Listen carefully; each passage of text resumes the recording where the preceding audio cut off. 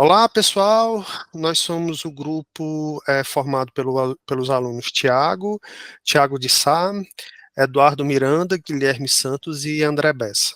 Nós estamos falando aqui, vamos apresentar aqui o segundo trabalho, relativo à implementação de algoritmos genéticos para a resolução de problemas de otimização.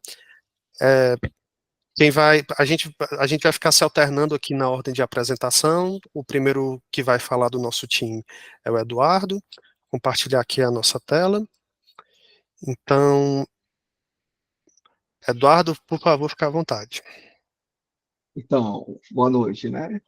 Esse é o segundo Tech Challenge do nosso grupo, né? E baseado, né? Trabalho em cima de algoritmos genéticos, né? Você citado que desenvolvemos elaboração um problema e apresentássemos aqui uma solução utilizando esses algoritmos, né?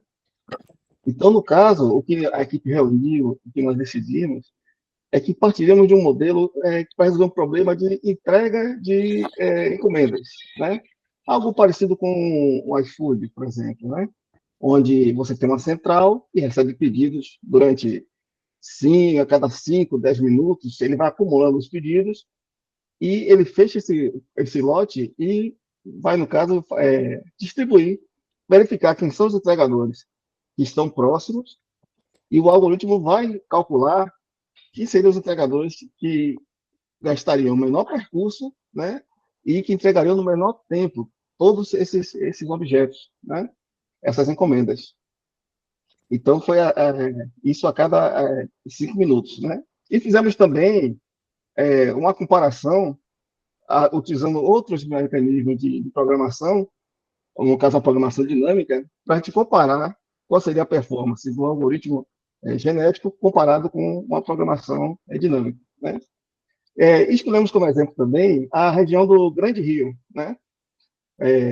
Conseguimos, no caso, uma base de dados com pontos de entrega do iFood que existem lá no Rio de Janeiro e conseguimos gerar um dataset, né, com todos esses pontos e fazemos uma escolha aleatória de algum desses pontos de entrega, uma quantidade em que fomos incrementando cada vez mais e fomos testando o algoritmo para avaliar essa performance, né?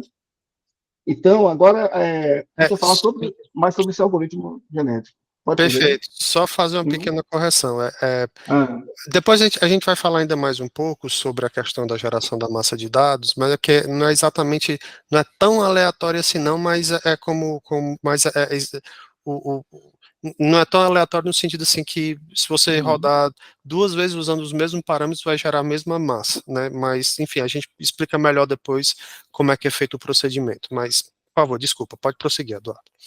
Não, ok, certo? Mas é isso, no caso ele está pegando no arquivo, selecionando os pontos de entrega e de coleta, né? Isso pode ser repetido se você colocar, na verdade, as sementes na parte randômica para que ele pegue sempre os mesmos, no caso, né? Isso aí Uhum, também pode ser parametrizado. Mas perfeito. então vamos falar agora do algoritmo genético, né? Como seria a implementação dele. Quem vai falar sobre isso foi o Guilherme ou o É o Thiago? Guilherme.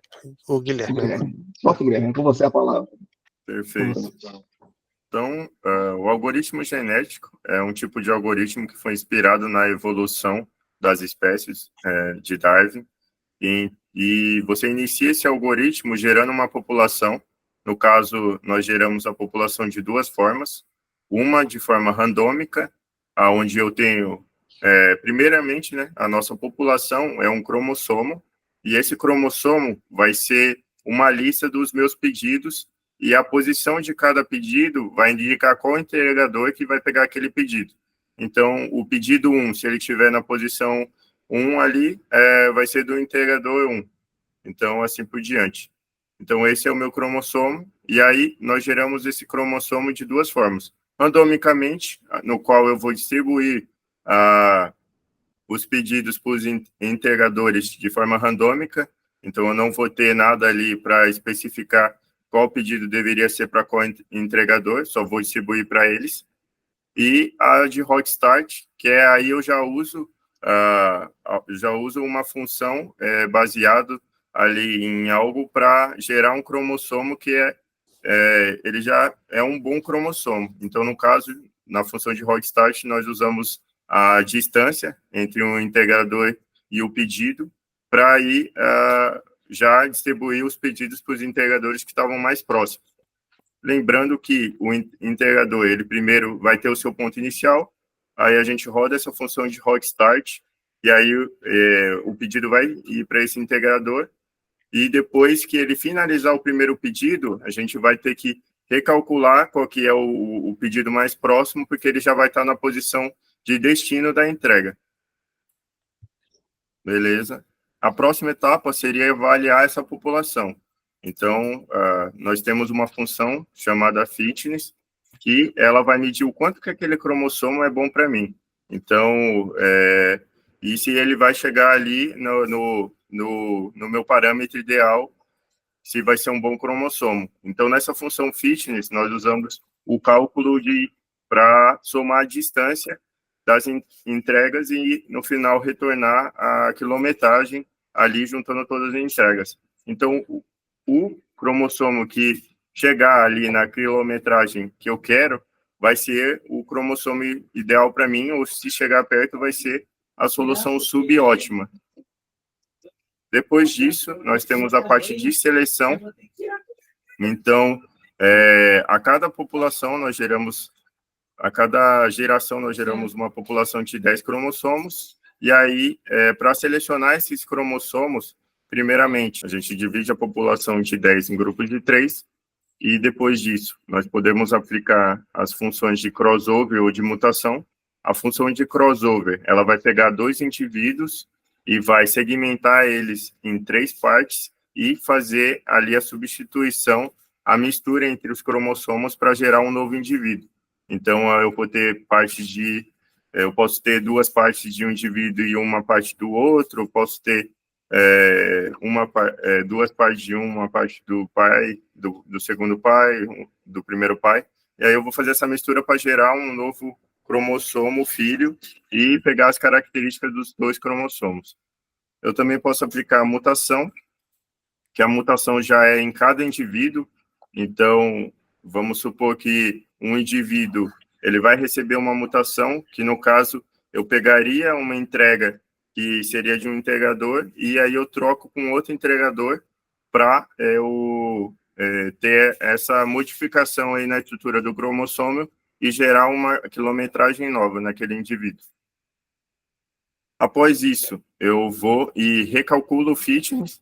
Então, eu pego esses indivíduos novos que eu criei através do crossover da mutação, mais a população inicial que eu tinha gerado, e aí eu faço um ranqueamento dos grupos para pegar ali os melhores e excluir os piores. Então, no final, a gente vai atualizar ali a nossa população e fazer um ranqueamento para verificar qual cromossomo chegou no melhor quilometragem, e aí nós vamos rodar de novo uma nova geração até chegar no parâmetro que foi colocado de número de gerações, e se ela ficar estagnada, ela vai continuar até terminar as gerações, até ela ficar se modificando, encontrando um novo parâmetro de quilometragem subótimo, ou ficar naquele mesmo valor. Perfeito. Agora eu vou conversar um pouco sobre a programação dinâmica. A gente fez a implementação com algoritmo genético, mas a gente queria comparar a solução implementada com algoritmo genético com outros métodos de cálculo para esse tipo de problema. O algoritmo genético ele trabalha com a proposta heurística, ou seja, ele não está focado em chegar no melhor de todos os resultados possíveis. Ele vai gerar uma solução subótima, ou seja, ela é uma solução que ela pode até ser a ótima, mas não é obrigado a ser ótima. Ela só quer chegar numa boa solução dentro de um tempo, digamos assim, aceitável para os requisitos que a nossa aplicação tiver. A programação dinâmica ela é diferente. A programação dinâmica ela visa realmente encontrar uma solução ótima para um determinado processamento. Como foi que a gente adaptou a programação dinâmica para o nosso caso?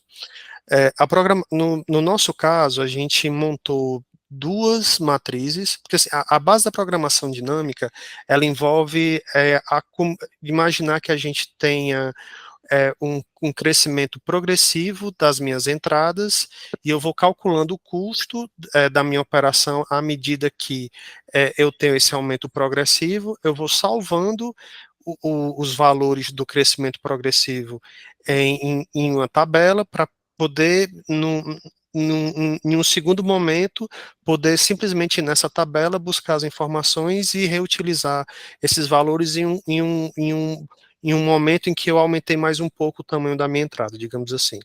Então, tomando aqui como exemplo, nós criamos aqui duas tabelas.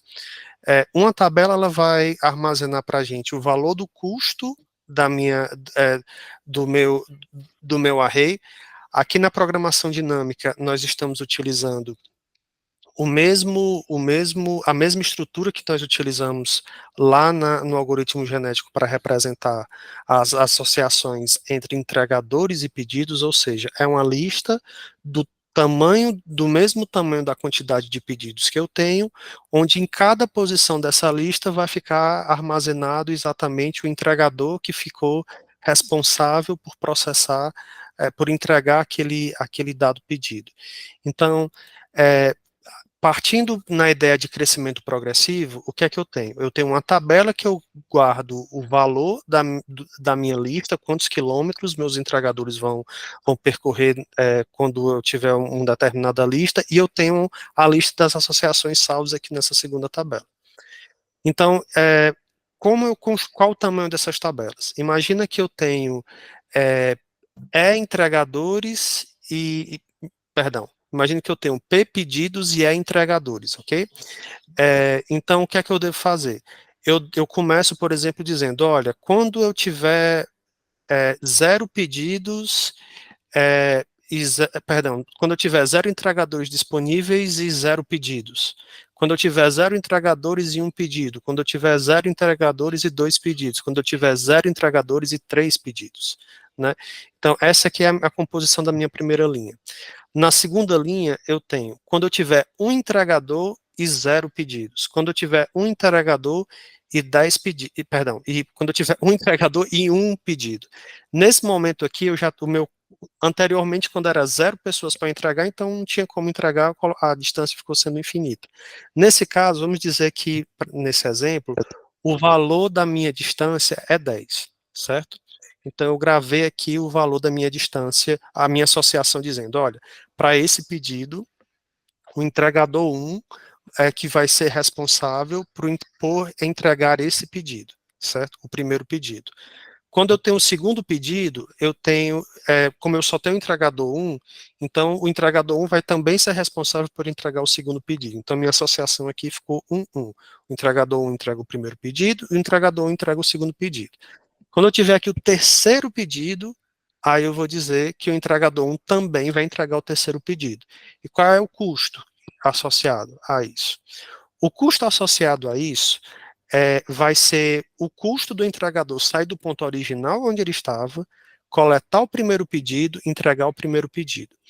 Nesse momento, o ponto de saída dele para ir coletar o segundo pedido é o mesmo local aonde ele entregou o primeiro pedido. Então, ele sai desse local e vai fazer a coleta e a entrega do segundo pedido. E o ponto inicial para coletar, da onde ele vai partir para coletar o terceiro pedido, é justamente o mesmo ponto da onde ele saiu para entregar o segundo pedido e daí poder partir para coletar o terceiro. Por isso a gente tem aqui esse somatório. Então, eu gastei 10 quilômetros para poder coletar o primeiro pedido e entregar, 10 quilômetros para coletar o segundo pedido e entregar, 20, que é o somatório, que é 10 mais os outros 10 para entregar aqui, né? E 30, que são esses 20 mais outros 10 para entregar o terceiro. Então, aqui eu tenho um somatório estocástico da minha rede, né? Eu tenho um valor acumulado das viagens aqui nesse custo aqui. Muito bem. O algoritmo, a programação dinâmica, ela trabalha com o conceito de função de recorrência. Por quê? Porque eu vou ficar fazendo loopings, né, para ir preenchendo as minhas tabelas, né, as posições das minhas tabelas, e eu tenho que analisar as novas combinações até chegar a um determinado valor. Foram mapeados 2 casos de função de recorrência aqui que a gente tem que analisar. A primeira coisa que eu checo na minha função de recorrência, vamos tomar aqui como exemplo essa posição 2, 2, aqui, né? A primeira coisa que eu checo é a posição anterior, a posição 2, 2, no caso a posição 2, 1, e a posição imediatamente em cima que eu tenho aqui, certo? Então, eu vejo que tanto na primeira linha quanto para a segunda linha, eu tenho a mesma associação para a entrega do primeiro produto. Então, tanto na primeira linha, tanto quando eu tenho um entregador, quando eu tenho 2 entregadores, é sempre o entregador 1 aqui que está indo buscar o meu primeiro produto. Aqui em cima, logo aqui em cima, eu já tenho o cálculo do entregador 1 buscar o primeiro produto e do entregador 1 buscar também o segundo produto, ou seja, entrega o primeiro e vai buscar o segundo para entrega. Então, a única coisa que eu tenho que calcular aqui agora é o custo no lugar do entregador 1 e o entregador 2, para poder fazer essa coleta. Então, aqui eu verifiquei que a combinação entregador 1 buscar o primeiro pedido, entregador 2 buscar o segundo pedido, ela gera um custo para a minha rede de entregadores, de quilômetros que eu tenho que percorrer, menor do que se eu mandar o 1. Então, isso a gente pode ver aqui na nossa tabela, né? Então, para entregar para o entregador 1 e buscar o primeiro pedido e para o entregador 1 ser responsável por processar o primeiro pedido e o segundo, eu vou ter um custo da minha rede de 20. Agora, se eu mando o entregador 1 para o primeiro, o entregador 2 para o segundo, então eu vou ter um custo de 15. Então, 15 é menor do que 20, então eu mantenho essa associação. Se eu for para o passo seguinte, para processar, o entregador 2 vai entregar agora, perdão, se eu for para o passo seguinte, verificar com 2 entregadores, 1 e 2, eu ter o terceiro pedido chegando, agora eu tenho que olhar aqui para as minhas associações anteriores e ver como elas estão. Nesse caso aqui, eu estou vendo que quando eu fui calcular 2, 2, eu vi que 1 e 1 estavam iguais. Mas quando eu for processar, quando eu for olhar e o meu anterior for 2, for a entrega do segundo produto, eu vejo que a associação de quando eu tinha um entregador está diferente da associação de quando eu tinha 2 entregadores. Qual o impacto disso? O impacto disso está na posição de saída que os dois, a posição de origem que os 2 entregadores vão ter para poder fazer a minha entrega. Então, nessa configuração, o entregador 2, para ele partir para ir processar a terceira entrega, ele ia sair exatamente da onde ele parou para entregar a segunda entrega. Aqui, o entregador 1, se ele tiver que sair para ir processar a terceira entrega, ele vai partir exatamente da onde ele parou para fazer a primeira entrega. E o 2, por sua vez, não vai parar, vai partir do ponto onde ele entregou a segunda entrega. Então, eu tenho o 1 e o 2 partindo de lugares diferentes nessa configuração do que nessa configuração aqui. Então, para esse segundo caso, o que é que a gente faz? Para esse segundo caso, eu tenho que recalcular as distâncias de 1 e de 2, quando eu estou nessa configuração aqui, ok? De 1 cuida da primeira entrega e o 2 cuida da segunda. Escolho o melhor dos dois, o que consome, o que gasta menos, e adiciono aqui na minha matriz de associação e comparo com a de cima. Então, é melhor 1, 2, 1, ou seja, 1 pega o primeiro, 2 pega o segundo e o 1 cuida do terceiro, ou é melhor, no custo geral da minha matriz, o 1 pegar todos? Sai mais barato 1 pegar todos. Eu vi que ficou melhor para mim fazer 1, 2, 1, certo? Ou seja, o 1 pega o primeiro, o 2 pega o segundo e o 1 vai cuidar do terceiro. A gente teve um custo aqui de 22 para essa segunda, que é melhor que os 30 que eu tinha tido na versão anterior. Imagina agora que nós temos 3 pedidos, 3 entregadores e 3 pedidos para fazer aqui uma operação para ser entregues. nessa situação, eu verifico que se eu tentar, como eu mantenho o 1 para fazer a entrega do primeiro pedido, a dúvida é se para coletar o segundo pedido, se vai o 2 ou se vai o 3. Aqui esse algoritmo é o resultado de um teste em que o 3 foi testado, então o 3 indo buscar o segundo, foi verificado que o custo foi superior do que simplesmente mandar o 2 e buscar o segundo pedido, então nessa situação, a gente simplesmente repete o acumulado do 2 indo buscar o segundo pedido, né, mantendo aqui o custo da rede em 15. E agora nós vamos para a última parte, vamos checar com 3 entregadores, chega aqui o terceiro pedido, então aqui eu verifiquei que é mais barato, no lugar de mandar o 1 buscar o terceiro pedido, é mais barato mandar o 3 e buscar o terceiro pedido para minha rede. O custo geral caiu para 20, né? Então, quando era 1, o custo tava, o entregador 1 cuidando de tudo, o custo total estava em 30, quando era o entregador 1 e 2 apenas, meu custo total era 22, e quando ficaram os 3 entregadores, meu custo total em quilometragem caiu para 20, né?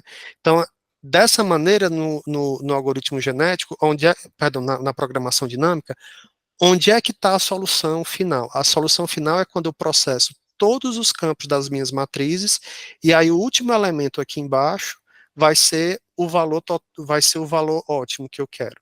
Então, o último índice aqui, ele vai ter a minha matriz de associação final e o custo associado a ela. Então, é assim que esse algoritmo funciona, tá bom? Agora nós vamos falar um pouquinho a respeito de como nós fizemos a geração de massa de dados para poder realizar a nossa execução de testes.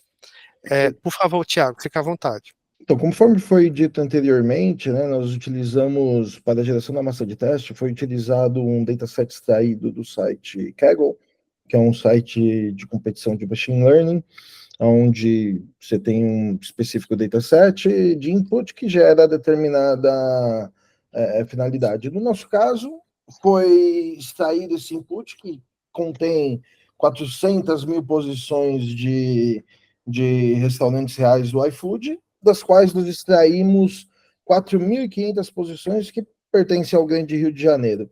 E a ideia é que esse pontos RJ, que é a extração de posições, seja utilizado para gerar 2 arquivos de saída, que é pedidos, né?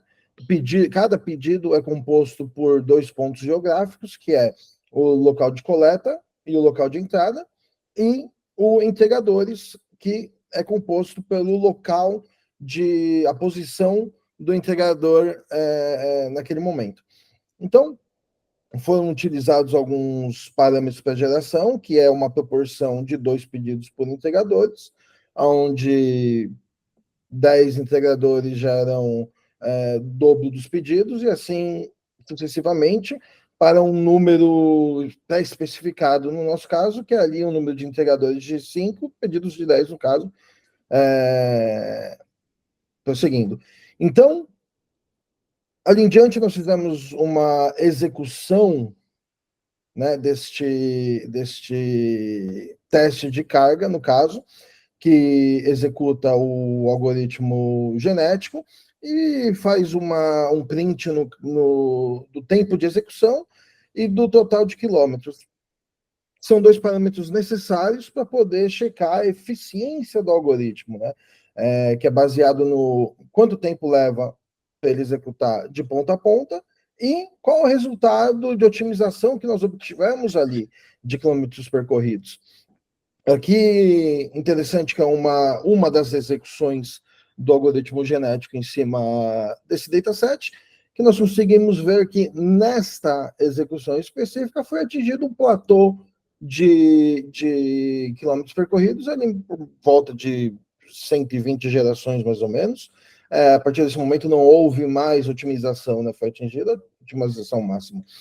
O importante, interessante também mencionar nesse caso é que existe uma randomização ali no algoritmo genético que faz com que esse gráfico que vemos agora modifique com cada execução. Então, nós temos o platô, como mencionado, a 120 gerações nessa execução específica, e ele pode ser modificado conforme for gerando novamente.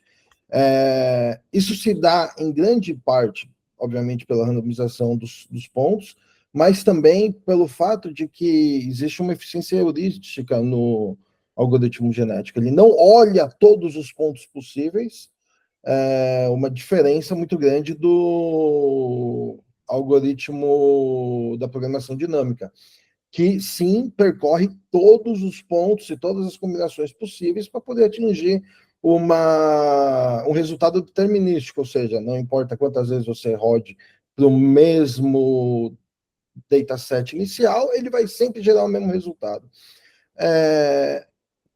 Enfim, temos aqui então a execução do teste de carga, que nós podemos ver tem uns parâmetros muito interessantes, né? Os números dos pedidos e os números dos entregadores, que segue aquela proporção de 2:1, como foi dito anteriormente, e os parâmetros utilizados no algoritmo genético, que foi o tamanho da população, que foi variável inicialmente de 10, depois percorrendo para 30, a taxa de crossover mantida estática a 50%, a taxa de mutação também a 20%, e o número de gerações estático a 5.000. E temos este gráfico que mostra, de fato, a quantidade de pedidos versus tempo de processamento e quantidade de pedidos versus distância, com a barra em vermelho sendo a programação dinâmica, né, e a em azul o algoritmo genético, onde a gente consegue ver uma clara identidade da relação que nós temos no tempo de processamento ali, da programação dinâmica, onde ela segue um aumento exponencial, praticamente, né? Então, se a gente traçar uma curva tangente aqui, você vai ver que ela não é uma reta, né? Ela é de fato uma curva que demonstra um gráfico exponencial. E o algoritmo genético, ele é linear. É interessante levar esse ponto, porque assim, por que ele é linear? Ele é linear em si, porque o algoritmo ele passa uma vez por cada ponto do dataset ali, para poder fazer aquela correlação geral, enquanto a programação dinâmica não pode fazer isso, que nem mencionamos um pouco ali acima, existe a eficiência heurística, e no caso da programação dinâmica, ela tem que passar por cada um das possíveis combinações. Então, quando você aumenta o número de pedidos, aumenta o número de integradores, você aumenta a matriz de verificação exponencialmente. Ou seja, existe um número muito real, muito curto e muito baixo, podemos dizer, onde esse algoritmo deixará de ser viável, porque ele vai consumir um tempo computacional absurdo. Só fazendo um adendo aqui em cima do que o Thiago colocou muito bem, só ir relembrando um ponto que o Eduardo falou no início, aqui a nossa ideia, você imagina que você tem uma empresa que ela trabalha com otimização, que ela trabalha com logística, e ela tem que estar o tempo todo vendo para quem ela aloca uma determinada ordem para um determinado pedido para ser coletado e para ser entregue. Imagina que essa empresa ela esteja trabalhando com escala de milhares de solicitações, né, de entrega. Então, chega um ponto que se você começa muito pequenininho, então você está ali algumas poucas centenas, a programação dinâmica até que lhe entrega um resultado muito bom para você trabalhar. Mas depois de um determinado valor, quando a gente começa a chegar em milhares, aí a programação dinâmica ela começa a subir muito o tempo total dela para poder entregar tudo. Ela tem uma complexidade temporal elevada ao cubo, então o valor da entrada é elevado ao cubo no pior caso, então isso é muito, muito caro em termos de tempo de processamento, e em comparação como o Thiago comentou, já que o algoritmo genético ele não chega a checar todas as possibilidades, então eu não preciso cobrir, eu reduzo muito o espaço de checagem que eu tenho, e eu consigo entregar num tempo bem menor, bem mais baixo, consigo, digamos assim, calibrar meu algoritmo para ele sempre para uma determinada quantidade de entrada, ele mais ou menos no mesmo tempo conseguir me entregar, por exemplo, a cada 1 minuto, a cada 2 minutos, a cada 5 minutos, ele conseguir rodar e me entregar um valor que se não é perfeito, é algum valor que vai convergir ao melhor valor possível. Então, o nosso trabalho passa a trabalhar, por exemplo, na fase de mutação, na fase de crossover, na fase de geração dos números iniciais, para conseguir eventualmente gerar melhores pontos logo de saída para a minha população, melhores combinações logo de saída para a minha população, e aí usar só o algoritmo para usar a estrutura do algoritmo para ir melhorando esse formato e me entregar um resultado em um espaço de tempo mais curto. Então, a programação dinâmica ela é útil até um determinado valor. Depois desse valor, ela começa a ficar muito cara para mim, né? Exatamente. Acho que um ponto legal de mencionar, inclusive com um pouco de experiência de mundo real, é que a complexidade exponencial ela tira do fator previsível da sua infraestrutura, né? Então, assim, você não pode mais, por exemplo, fazer uma execução desse algoritmo num mundo serverless, por exemplo. Porque você não pode fazer uma escala horizontal. Você não sabe quanto você vai precisar, entendeu? Dependendo do número de pedidos, o crescimento é muito rápido. Quando ele é linear, você tem essa possibilidade. Você escala horizontalmente, mantendo uma estrutura simples de deployment, etc., para poder atingir um resultado muito satisfatório. Obviamente que ele não vai ser sempre o melhor resultado possível, porém, como o André disse, ele vai convergir para ser muito próximo daquilo que é o melhor possível. E no mundo real, realmente, se você tem uma entrega que é alguns segundos mais rápido que outra, não faz uma diferença suficientemente grande para poder satisfazer um custo com infraestrutura muito maior e etc.